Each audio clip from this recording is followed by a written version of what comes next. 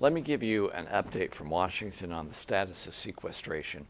These across-the-board cuts were the brainchild of President Obama and his advisors as a way to force certain outcomes of the Budget Control Act that was passed last year by Congress.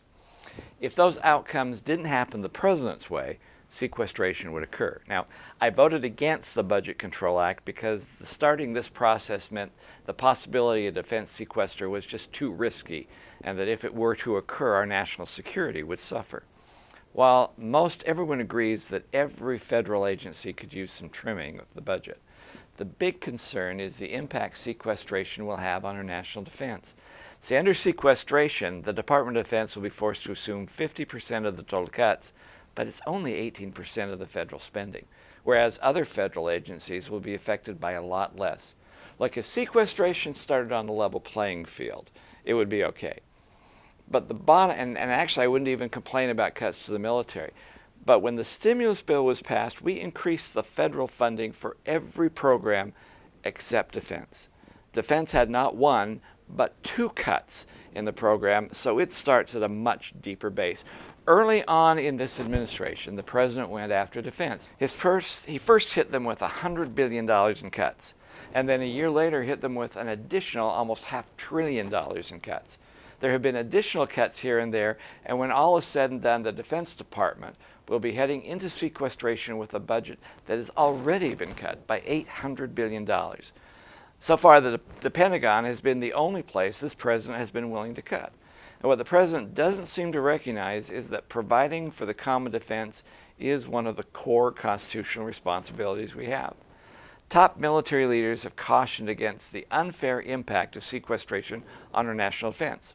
Recently, the Joint Chief of Staff, General Martin Dempsey, said that if you want the military to be doing what it's been doing today, then you can't give another dollar in cuts. Here in the House of Representatives, we have already passed two bills with broad bipartisan support that would offer an alternative to sequestration. However, the House cannot alone change the course. The Senate must act as well. The Senate didn't even discuss our bills. And if legislation is agreed to in both chambers, only then can the president turn off the sequestration.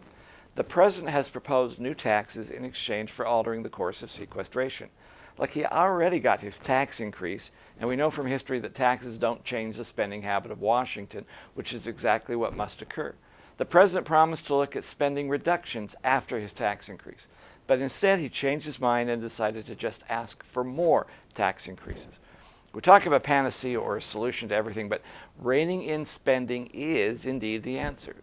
It's the way forward, but it can't come at the expense of our national security and our defense capabilities. The effect of sequestration will be likely felt back home. Top Air Force leaders have indicated that they are being forced to cut flight hours. This means that sufficient training required to deploy will not occur. If a crisis were to happen, our pilots may be grounded. Civilian defense workers are also facing cuts to their hours, and furloughs are a real possibility. The civilian federal workforce will pay for the Senate's inaction and the president's reluctance to talk about real spending reductions in less crucial areas. This will hit some of our nation's most uniquely skilled workers, and without the Senate or the president taking action, our nation's sluggish economy will suffer yet another devastating blow. Now, I will continue to work with my colleagues on the Armed Service Committee and offer possible alternatives like H.R. 593, but without Senate action, there is nothing the House can do on its own. This fight is far from over, and while the news may seem discouraging, and the defense sequestration actually does begin, I remain hopeful that the President and the Senate will recognize the importance of protecting our national defense system, and that hardworking men and people who play such an important role in the security of this nation will not be harmed further.